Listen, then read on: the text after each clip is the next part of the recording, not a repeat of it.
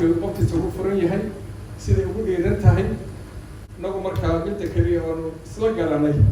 oonu rognay dhinacaba ka eegnay magacu hal buu noqday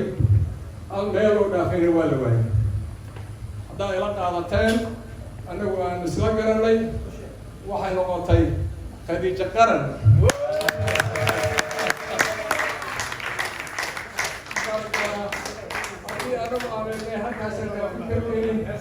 خديجة قرن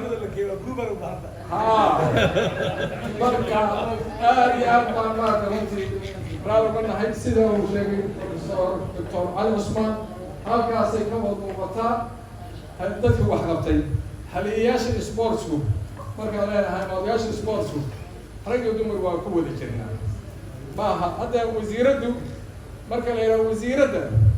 وعكس كتش عشان وزير كإن لا يراه ورهاس الله دقين وأن حقا الله قربين مركا قدوه مركا أضياش الله يراها أو قال أنا قبلها الرياح أيوه وواحد يقول إحساس هذا أنا واصح أنا واحد نري أنا كان بيقولوا هنياش سبورتس أكيد ما يلعب فارق تيجي وكلمة أسمع بعد عيان والحمار هذا يراتب وما شفتوا مركا ما أنت معلم وين وتاريخ النوت هاي لحن جوردي سبورتس معلم فكرة هو وين توكل وشوجا هافا وشوجا كيلر وشوجا سكود وشوجا قبلها سدا سوكراتو سفر دير بهال كانوا فرديان مركا أتلك يا عبد الجولي يعني أنا جاي وشوجي مركا واحد كورا وما كان مكان على سعد مجوج سعد وجه ما شاء الله ما شاء الله ورجع واحد صبر